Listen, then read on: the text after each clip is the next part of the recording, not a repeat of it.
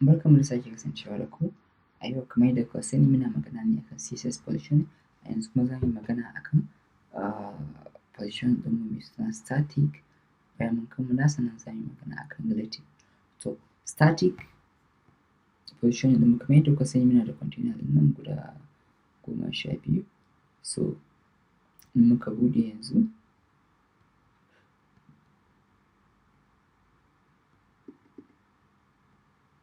za mu ga yadda take. So yanzu a ce za mu zaɓa item 1 ɗinmu kamar yadda muka saba.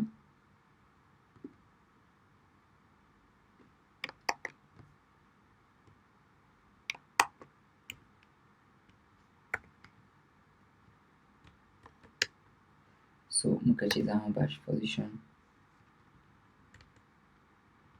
muka ce za mu ba shi static.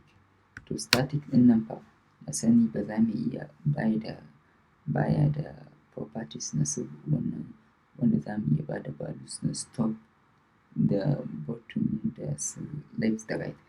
For example yanzu mu sa wannan 100 pixel. So ba abin da zai faru saboda by default HTML element yana zuwa da position ɗin na static, sannan kuma shi baya jin waɗannan abubuwan. Komin style ɗin da ka kama tab ka mai na stop, bottom, left, right baya ji. So position ɗin da za mu yi amfani da shi shine wanda za mu yi controlling ɗin waɗannan shine relative. So yanzu bari na sa relative ɗin ku gani. Relative saboda yana da access da su top, bottom da sauransu. Sannan kuma duk style ɗin da za mu yi a relative yakan tsaya cikin document flow ɗin. Kun ga gayi nan ai da na sa yanzu wannan one ya sauka. So haka zan iya zuwa in ce left.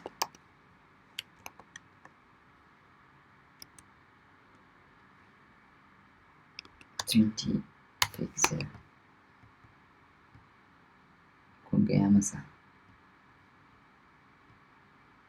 So haka. So wannan shi ne da za mu yi amfani da relative position. Sannan kuma ina so ku san bambancin relative da absolute da static waɗanda muka yi kenan yanzu. Relative ne yana tsayawa cikin document flow ɗinmu. Absolute yana fita. Static kuma gaba ɗaya baya da access da stop, left, bottom da sauransu. So wannan shi ne ɗaya daga cikin bambancin da ke tsakaninsu.